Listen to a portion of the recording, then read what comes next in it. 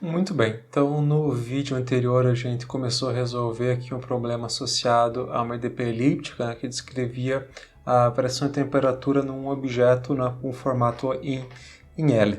E eu comentei no vídeo anterior como a gente poderia resolver aquele sistema linear obtido sem precisar expressar ele num formato matricial. Então agora eu sou legalmente obrigado a mostrar isso para vocês. Em verdade, foi um discurso muito bonito, senhor. Mas eu lhe pergunto, o que é um contrato? A legislação define que um acordo feito sob a lei não pode ser quebrado. Que não pode ser quebrado. Então o objetivo do vídeo hoje vai ser, a primeira coisa, apresentar esse algoritmo para a solução do sistema linear obtido, resolver o problema proposto, então aplicar esse algoritmo para terminar de resolver aquele problema e avaliar o resultado obtido e o erro associado. Assim como no caso dos PVCs, eu preciso fazer uma análise da resposta para determinar o valor adequado para o tamanho dos elementos, aqui eu vou ter que fazer a mesma coisa, então tenho que analisar diferentes valores de nx e ny para ter um valor que gere um erro suficientemente baixo para o meu problema. Então, aqui eu fiz um fluxograma para mostrar mais ou menos qual é a ideia da estratégia geral de solução daquele problema proposto. Então, qual seria a primeira etapa? Inicializar os parâmetros. Aqui eu incluo todas as constantes do meu problema, o domínio de solução, os coeficientes, enfim, todos os parâmetros que eu já sei antes de resolver qual é o valor deles. Então, eu vou inicializar todos esses parâmetros. Depois, eu vou definir uma matriz auxiliar, tá, que eu vou chamar aqui ela de uma T-old, que é uma matriz antiga, que depois a gente vai trabalhar com duas matrizes aqui, uma velha e uma nova, então uma T-old, com um chute inicial. Tá? Essa matriz que eu falei, ela vai ser uma matriz que ela vai auxiliar a gente a obter a resposta do problema. Então eu vou inicializar ela com um chute inicial aleatório, tá? Minha ideia aqui é geral, né, de qualquer método numérico. E quanto mais próximo o chute inicial tiver da minha solução real, mais rápido o meu método vai convergir. Então agora esse algoritmo vai ser um algoritmo iterativo, diferente do Thomas, né, que era um algoritmo puramente algébrico de solução do sistema linear. Então, porque qual o problema aqui? Como eu comentei no vídeo anterior, numa EDP elíptica, todos os pontos eles são influenciados por todos os vizinhos, então eu preciso resolver eles todos de uma vez só. Eu não tenho como calcular o valor de um ponto sem conhecer os 4 vizinhos dele, e obviamente para calcular um dos vizinhos eu precisaria conhecer os 4 vizinhos dele, incluindo o ponto inicial, ou seja, né, eu gero aqui um sistema que não tenho como isolar as variáveis. Então qual vai ser a ideia aqui? Eu vou usar essa matriz velha para calcular a solução como se os vizinhos dos meus pontos tivessem esses valores que estão associados à matriz velha. Vou calcular então os valores e vou armazenar essa solução numa outra matriz T-new, aqui uma matriz então obtida com base na matriz velha. Esse método aqui, ele é em essência a aplicação do método de Jacobi para a resolução do sistema linear. Porque qual é a ideia do Jacobi? Eu vou dar um chute inicial, né, assim como eu estou propondo aqui, e vou corrigir esse chute inicial ao longo dos passos, né, calculando o valor do passo anterior, menos um termo lá que leva em conta um somatório dos coeficientes multiplicados por um termo, que o objetivo do método de Jacobi é zerar aquele termo, minimizar aquela função. Então é um método de otimização onde eu vou tentar minimizar o valor de um termo que aparece lá, que ele funciona como um resíduo do meu processo. Então quando aquele resíduo for suficientemente baixo, quer dizer que o vetor que eu estou trabalhando, né, que eu obtive naquele passo, ele satisfaz ou está muito próximo de satisfazer o meu sistema linear, logo o vetor que eu tenho é a solução real do meu problema. Então aqui a gente vai utilizar uma estratégia muito parecida. A próxima etapa, então depois que eu calculei essa solução nova com base essa T-new com base na T-old, eu vou calcular a diferença entre elas. Se o valor máximo de todas, vou calcular essa diferença ponto a ponto. Então se aqui uma matriz, né, com 2 dimensões, então eu vou ter uma diferença em todos os pontos dessa minha matriz, entre as duas, e se o valor máximo do módulo dessa diferença for menor do que uma precisão que eu tiver estabelecido, quer dizer que aquela minha matriz está satisfazendo suficientemente bem o meu sistema linear, logo ela é uma solução do meu problema. Caso ela não esteja, ou seja, se essa diferença for muito alta, eu vou fazer o quê? Eu vou pegar aquela matriz que eu calculei nova e vou substituir ela na matriz velha e repetir o processo. Então, é um processo aqui puramente iterativo de substituições sucessivas no meu problema, onde eu dou um chute inicial, calculo um valor com base nesse chute inicial, esse valor passa a ser meu novo chute inicial, e aí eu repito, né, o meu problema até a convergência. Então agora vamos ver como a gente pode aplicar isso diretamente no código. Lembrando então do nosso problema que a gente viu no vídeo anterior, tem essa equação diferencial aqui, né, que descreve a minha variação de temperatura. Esse aqui é o meu domínio de solução. E eu estou colocando agora valores numéricos para os meus coeficientes, tá, para as propriedades físicas do sistema. Então o comprimento aqui, o H e o L, né, que é meia altura e meia largura, 10 centímetros, temperatura infinita aqui 0 graus, esse termo SP aqui, que é o termo que multiplica a temperatura, menos 12, e o SC aqui 2500. Tá? Esses valores aqui já estão com as unidades de acordo para fechar tudo no final Celsius por metro quadrado, né, para estar de acordo com a minha derivada aqui. Aqui eu não estou trabalhando com valores adimensionais, que nem eu fiz no exemplo do PVC. Inclusive isso pode gerar um pouco de confusão, né? Lá eu tinha uma condição de contorno similar a essa, mas aparecia aqui um raio multiplicando, né? Então aqui parece que está faltando alguma coisa. Na verdade, aquele raio que aparecia lá, ele era necessário para adimensionalizar a minha variável independente. Então aqui eu não preciso ter aquela dimensão, seria aqui eu poderia usar, né, o L, por exemplo, para deixar ela dimensional. Aqui não é necessário, as unidades já estão de acordo. E aqui está um valor para a condutividade, né, e um valor para o coeficiente convectivo. Aqui, esse coeficiente convectivo ele vai ser função do escoamento externo aqui. Então, imaginar que eu tenho um fluido passando aqui, esse coeficiente vai ser função das propriedades do fluido e da velocidade do escoamento. Então, esse valor é um valor relativamente alto aqui, então seria mais ou menos o que se poderia esperar aqui de uma corrente de água, por exemplo, passando aqui na parte externa do meu sistema. Beleza, então vamos começar a definir o nosso problema. Lembrando do nosso domínio discreto, né, que é a primeira etapa aqui que tem que ser definida no código. A gente viu que ele pode ser dado por essa expressão aqui. Lembrando então que o nosso domínio agora tem duas dimensões, então ele tem dois valores associados, né, um x e um y, e vamos definir isso lá no código. Bom, eu já comecei aqui para não perder muito tempo, então vamos ver o que está definido por enquanto. Aquelas constantes do problema, né, então a condutividade, o H, enfim, todos os parâmetros que aparecem no meu problema. Veja que aqui o código ele diferencia, né, H maiúsculo de minúsculo.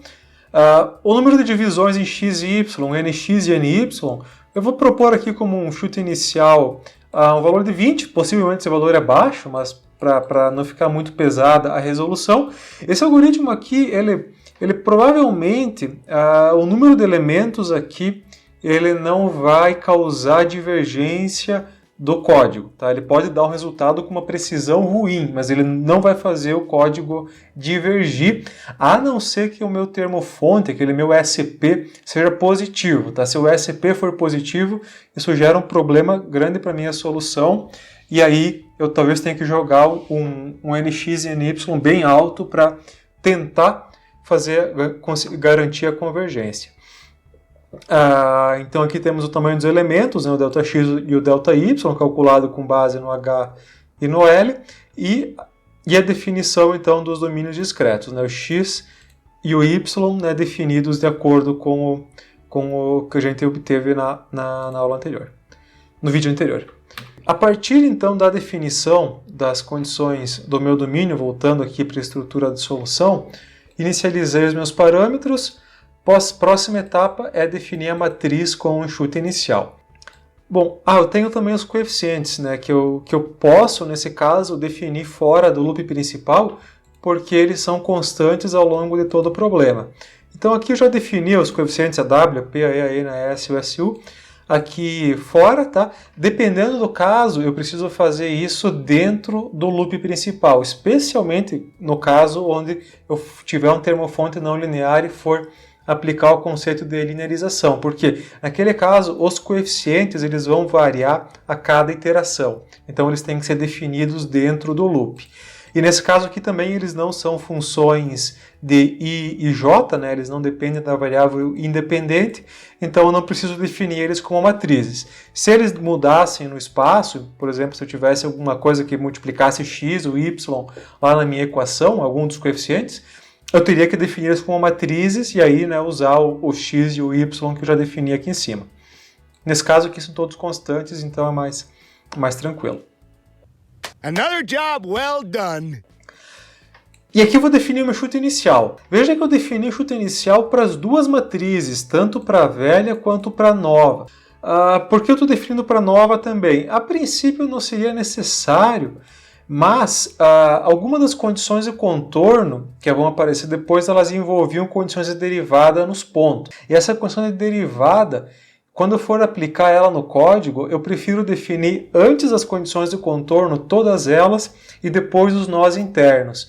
Então pode ser que eu venha, durante as condições de contorno, eu venha acessar um ponto interno para o meu problema que ainda não foi definido. Isso geraria um erro no meu código.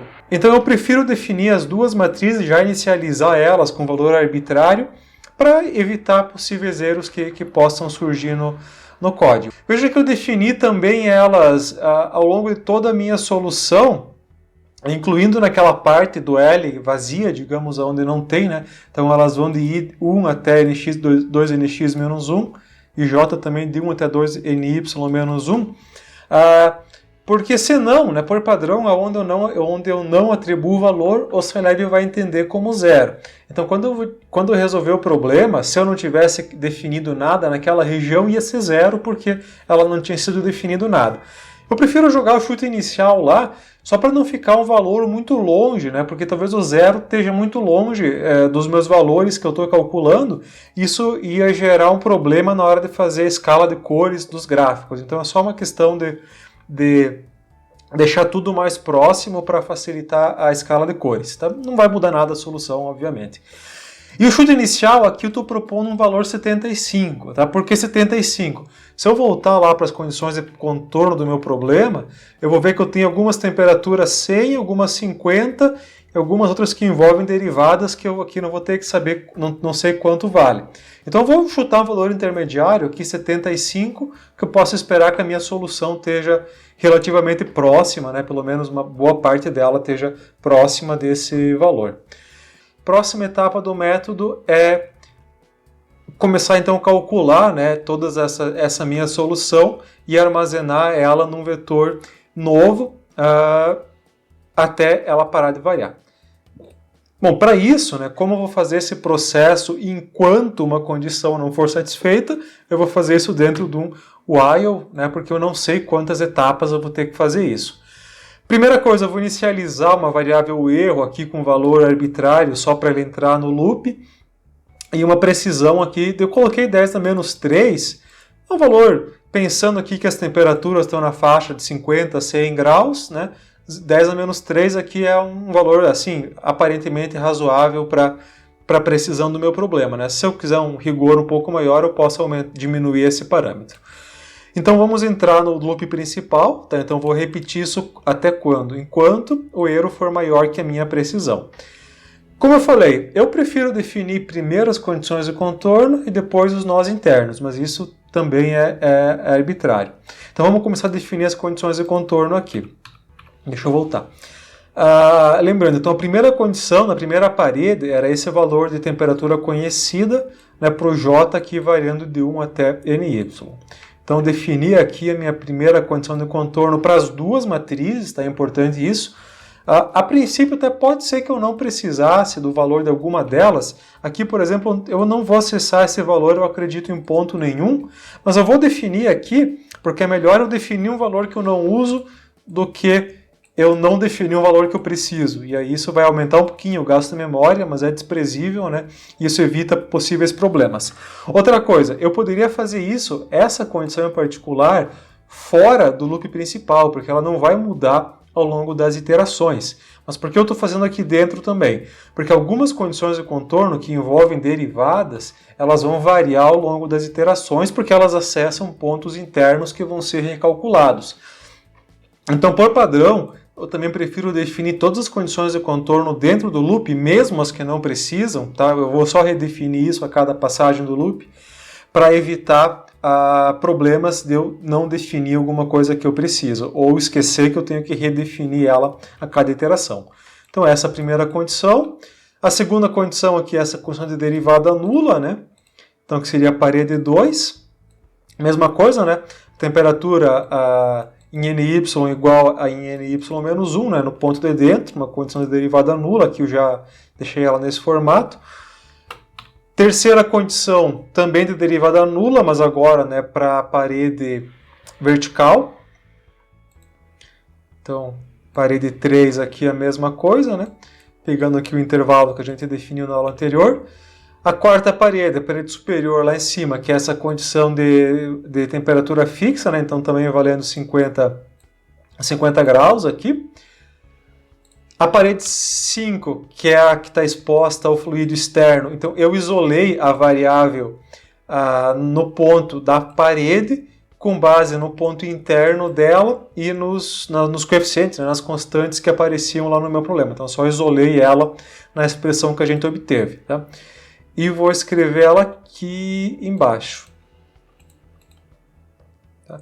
Vejam que se eu não tivesse, né, por exemplo, definido a matriz nova, inicializado ela antes, né, esse elemento aqui não existiria quando eu chegasse nessa linha. E isso ia gerar um erro aí no meu código, né, ele não ia rodar. E a última parede também é tudo 50 graus, então está definida aqui embaixo. Beleza, então com essas 6 etapas aqui, eu cobri todo o perímetro do meu sistema e defini as condições de contorno tanto para a matriz nova quanto para a matriz velha. Próxima etapa, então, é fazer a equação discretizada. Aqui também vejo que eu isolei a matriz T e J, porque é aqui que a gente vai utilizar a estratégia do código. Né? Eu isolei ela, passei tudo para o outro lado negativo aqui, né, que estava somando o termo aqui, e passei o coeficiente AP dividindo. Então, muito importante também, né, que esse AP não seja zero, senão isso vai gerar um problema aqui, assim como no caso do Jacob não teria solução, aqui também não tem. No final, meu sistema não ia ter solução de qualquer forma. E aqui vejo que aparece, né, todos os 4 vizinhos do meu ponto IJ, que eu ainda não conheço. Então, qual vai ser a ideia aqui? Quando for calcular essa parte do meu problema, eu vou utilizar esses pontos aqui como sendo os pontos da matriz velha, e esse valor que eu obter aqui, eu vou atribuir à minha matriz nova. Tá? Eu vou repetir esse processo até a convergência. Eu vou fazer isso em 2 partes. Né? Primeiro, para aquele quadrado inferior, né, que seria esses valores de IJ aqui, e depois para a parte do lado direito, né, que seriam esses valores de IJ aqui. Então vamos lá. Bom, primeira coisa aqui, então, coloquei o menos aqui em evidência aqui fora, então ele está positivo aqui dentro, mudando o sinal do SU só, né? E dividindo aqui e todos os vizinhos. Bom, agora, então, nesse ponto, o que está acontecendo? Eu estou calculando para um valor de IJ qualquer, qual é o valor atual dele com base no valor antigo que eu chutei. Com o meu método, eu vou fazer isso até os dois pararem de variar, em algum momento eu vou ter que calcular a diferença entre os dois. Eu já vou fazer isso nessa etapa, então eu vou criar uma segunda matriz aqui, desvio, tá? Que ela vai armazenar essa diferença entre o valor que eu calculei, né? que eu obtive aqui como solução, e o valor que eu dei como chute inicial naquele ponto. E veja que essa matriz ela vai ter a mesma dimensão IJ definida pelo meu for aqui. Então esse desvio ele não é um escalar, ele vai ser uma matriz e o meu erro vai ser definido com base no valor máximo desse desvio. Por que eu tenho que fazer isso nesse ponto? Porque a próxima etapa aqui é substituir a matriz velha pela nova que eu calculei. Então se eu não tiver calculado o desvio, eu perdi essa informação aqui e não vou mais poder fazer isso depois. Então eu tenho que fazer isso no máximo aqui nessa etapa, tá? Depois que eu calculei a TNIL e antes de sobrescrever ela. Depois vou fazer a mesma coisa para o segundo bloco, né, de I e J aqui, tá o mesmo código aqui, né, só está mudando os valores de I e J, aqui eu defini eles em duas partes. E por último, então, avaliar o erro, que é o valor máximo dessa matriz de desvio. Cuidado, né, que aqui tem que ser o valor absoluto. Então, se não for calculado o módulo aqui, tem que definir o módulo aqui embaixo. Tá? Então, ou aqui, ou aqui, ou aqui, eu tenho que transformar isso em módulo, porque essa diferença sendo negativa também é uma diferença, e ela não seria computada como erro. E aqui eu coloquei um comando só para ele imprimir o erro na tela ao longo da solução, para a gente saber se ele está diminuindo ou não, porque se esse erro estiver aumentando ao longo das iterações, eu tenho que abortar o processo e rever meu chute inicial ou rever alguma coisa porque não tá legal o meu código, né? Então é interessante mandar ele mostrar o erro para a gente acompanhar a solução. Então chegando no final aqui, se esse meu erro for menor que o meu desvio, que minha precisão que eu estabeleci aqui em cima, ele cai fora do while e eu tenho a minha resposta armazenada. E última etapa aqui embaixo, então eu coloquei alguns comandos para plotar esse resultado. Eu vou usar esse estilo de gráfico aqui, sGrayPlot, que ele faz um gráfico de contorno, tá, em cores, e aqui eu defini alguns comandos para ele usar um esquema de cor diferente do padrão, né, que é um esquema de cor que vai do vermelho para o azul, que é mais comum de a gente trabalhar, e uma legenda que vai de acordo com os valores mínimos e máximos da minha temperatura. Então vamos mandar rodar aqui para ver o desempenho dele. Deixa eu aumentar aqui para a gente acompanhar o erro. Então vê que ele vai imprimindo aqui o erro, talvez não dê para ver muito bem, mas ele tá diminuindo, né? E vai ir até ele chegar em 0.1. E tendo então chegado, ele imprime aqui a resposta, né, no nosso gráfico de contorno. Veja que aqui ele ficou esse bloco, né, que ele está a temperatura de 75, que é o nosso chute inicial. Ele ainda imprime isso, tá? Não tem problema ele ter colocado isso no gráfico, você tem que lembrar que isso aqui não faz parte da minha solução, tá? Ele só está aqui como parte da minha matriz, mas ele não faz parte do problema físico que eu estou resolvendo. E ele tem aqui então o perfil de temperatura associado, né? Porque a temperatura aqui ela está um pouquinho no eixo aqui, ela está basicamente de 50 a 100, tá? Ela está um pouquinho acima em alguns pontos por conta do termo de geração. Esse é um termo de geração relativamente pequeno, então ele não aumenta muito a minha temperatura. Tá? Então temos aqui a nossa resposta. Próxima etapa, então, analisar o erro associado. Aqui a ideia vai ser, como a gente fez para os PVCs, ir comparando a solução com diferentes valores de NX e NY até elas pararem de variar. Então aqui eu fiz um comparativo, tá, bem visual mesmo, para a gente ir comparando as respostas. Aqui seria um valor com 10 NX e NY igual a 10, dá para ver que ela está bem pouco suave, digamos assim, a minha resposta. O comportamento dela está bem próximo ao de 20, né? Veja que ela não muda muita coisa em termos qualitativos, então, como eu falei, né? Aqui aumentar o número de pontos aumenta a precisão, mas o resultado, mesmo com o número de pontos baixo, ele é coerente, ele é fisicamente coerente na grande maioria dos casos.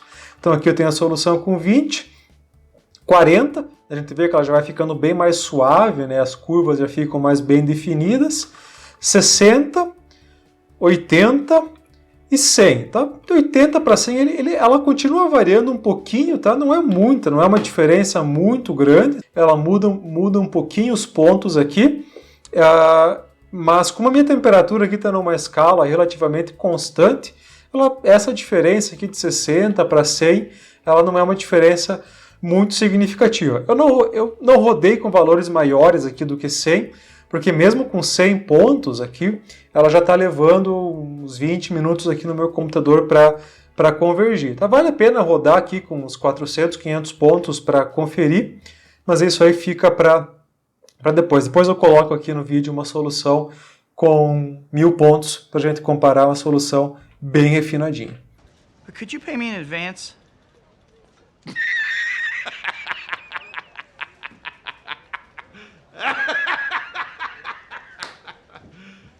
You serious? Pay for what? Standing there? The planetarium tomorrow night, 8 o'clock. Então, pessoal, deixa eu gravar um adendo aqui. E realmente, sem chance de rodar aqui esse problema com 1000 pontos, que ia levar alguns dias para terminar de resolver aqui. Então, eu coloquei aqui uma solução com 200 pontos, que ela está bem próxima da que a gente obteve com 100, então dá para ver que já está um resultado muito bom. Em outro detalhe que eu esqueci de comentar, quando for refinar muito a malha, não adianta colocar um número muito grande de pontos se a precisão do problema tiver ruim. Então aquele valor de 10 a menos 3 que foi utilizado, se deixar esse valor, que é um valor relativamente alto, e colocar um número de pontos muito grande, a solução também não vai ser boa. Então conforme o número de pontos for aumentando, também tem que melhorar a precisão para ter um resultado bom. E para finalizar essa parte das equações elípticas, tá? Vou comentar aqui sobre algo que eu falei antes, que não vale para todas as equações, não só para as elípticas, mas que é a questão da linearização do termo fonte. Tá? Então imagina que eu tenho uma equação que seja dada nesse formato aqui, só que essa função S de t aqui da temperatura, ela não seja linear, não seja uma reta como a gente tinha no exemplo anterior, seja uma função não linear qualquer. Qual que é a ideia aqui? Eu posso fazer uma expansão em série de Taylor dessa função para aproximar ela por uma reta. Como a gente está linearizando já a própria solução por série de Taylor, né, linearizando para obter a solução por diferenças finitas, eu posso fazer uma estratégia parecida para linearizar o termo fonte aqui. Então, como ficaria, por exemplo, aqui a série com dois termos, né, linearizada, para essa função aqui. Eu vou aproximar ela com uma função avaliada em outro ponto, que não é a temperatura que eu estou calculando, tá? Depois eu falo melhor o que seria esse outro ponto, mas a derivada nela também avaliada no ponto. Então vejam que quando eu avalio a função no ponto, ela é um escalar, né? Então isso aqui é uma constante, isso aqui é uma constante, vezes a temperatura que eu quero obter como resposta, menos essa temperatura asterisco aqui, que seria onde eu estou fazendo a minha expansão. E qual é o ponto que eu posso usar de partida para fazer a expansão? A próprio valor da minha variável no ponto anterior da iteração, ou seja, o valor told que eu já conheço lá no meu código. Então eu vou fazer uma expansão onde esse t asterisco aqui é o meu told, uma constante que eu conheço, e eu posso aproximar ela desse formato. Ou em outras palavras, eu posso agrupar o que multiplica a temperatura e o que não multiplica, chamar aqui de dois coeficientes SC e SC, onde eu vou ter então o SP dado como esse termo aqui e o SC dado como esse termo aqui. De novo, aqui são no código, quando eu for calcular esses termos, eles vão ser constantes, tá? Eles são funções avaliadas do ponto e não dependem da temperatura que eu estou calculando. Como eu falei antes, um problema que pode surgir é se esse coeficiente SP aqui for positivo. Isso tem um problema físico e um problema numérico. O problema físico é o seguinte: se esse coeficiente for positivo, quer dizer que quanto maior a temperatura, maior vai ser esse termo de geração. Ou seja, eu tenho um sistema que ele se autoalimenta. Se eu aumento a temperatura, aumenta a geração e que, consequentemente, aumenta a temperatura. Isso vai fazer com que, eventualmente, ela vá para o infinito. Tá? Ele não vai chegar num estado de equilíbrio porque eu tenho um termo que vai aumentar indefinidamente. E do ponto de vista numérico, isso vai fazer com que o meu coeficiente AP, lembrando que esse SP ele vai diminuir em módulo o meu coeficiente, e vai fazer com que a minha matriz dos coeficientes ela deixe de ter predominância diagonal. Tá? A soma dos vizinhos dela na mesma linha passa a ser maior do que ela, e isso dificulta bastante a convergência do método e pode fazer, inclusive, com que ele divirja. É bem comum que isso aconteça. Pegar, por exemplo, aqui, só para testar, ver se isso vai acontecer, vou mudar o SP aqui de menos 12 para mais 12. Aqui ainda, deixa eu colocar um valor bem alto aqui, porque ele está, o ΔX está pequeno aqui. Então veja que o meu erro aqui está aumentando indefinidamente. Né? Então, o caso aqui ele não vai convergir. Tá? Então, tem que ter um cuidado quando isso acontece. Vou pegar um exemplo aqui, então, para ilustrar. Imagina que eu tenho esse termo fonte aqui dado como uma parábola aqui, então menos t² mais 3t. Então, lembrando, qual seria então o meu SCP? O SCP é a derivada avaliada em t igual a t infinito. Então, vai ficar simplesmente menos 2 vezes a t asterisco, não t infinito, vezes t asterisco, e no código isso vai equivaler a menos 2 vezes a t old e j, né, avaliada no ponto que eu estou calculando. Então, meu SCP ele vai ser uma matriz, né, e não uma constante, como a gente fez no exemplo anterior. E o SC, então, vai ser a função no ponto menos a derivada no ponto, vezes t infinito, então t asterisco. Então a função avaliada no ponto, menos a derivada dela avaliada no ponto, vezes a própria t asterisco. E simplificando um pouco, então a gente chega nessa expressão aqui, tá? De novo, isso aqui vai ser uma constante no código, mas como o t asterisco muda ponto a ponto, né, isso aqui também vai ser uma matriz. Algumas observações, então, só para finalizar, como eu falei, quando a gente for implementar, como t asterisco, a gente vai utilizar a t old e j. Então, esses coeficientes têm que ser definidos dentro do while, tá? Não pode ser fora, porque senão eles não vão ser atualizados como tem que ser. Os coeficientes AP e SU passam a ser matrizes, nesse caso aqui os outros não, né? Mas eventualmente poderia ser também. E como eles vão se mudar a cada iteração, eles têm que ser definidos dentro do loop principal, tá? Então, com isso, a gente consegue lidar com termos fontes do meu problema, pelo menos com a maioria deles, tá? Sem muitos problemas. Aqui isso já abre uma gama de solução interessante para o meu algoritmo. Ok, então a gente viu nessa aula como resolver uma equação elíptica utilizando diferenças finitas, como lidar com malhas que não são simplesmente quadrados, né, que elas têm uma distribuição diferente, não tão simples, e com todos os tipos de condição de contorno que podem aparecer na resolução de problemas físicos de interesse. Se eu for resolver problemas com dimensão maior, o algoritmo vai ser essencialmente o mesmo, com a diferença que a minha solução agora não vai ter dois índices, não vai ser só IJ, vai ter o IJK, por exemplo, né? Vai ter uma terceira dimensão Z, então eu vou ter, a minha solução vai ter 3 dimensões, ter dimensão 3 e não dimensão 2, mas no mais o código vai funcionar do mesmo jeito. Vou dar um chute inicial agora nessas 3 dimensões, eu vou utilizar esse chute inicial para calcular os pontos, né? Agora o meu ponto IJK, no caso, vai depender de 6 pontos vizinhos, né? Se for um esquema tridimensional, mas a lógica do código continua a mesma. Perfeito, então na próxima aula, dando prosseguimento, vamos ver como lidar com equações parabólicas, né? Equações que envolvem variações no tempo, né? Vamos deixar de lado os problemas que já estão em equilíbrio. Então, até a próxima aula.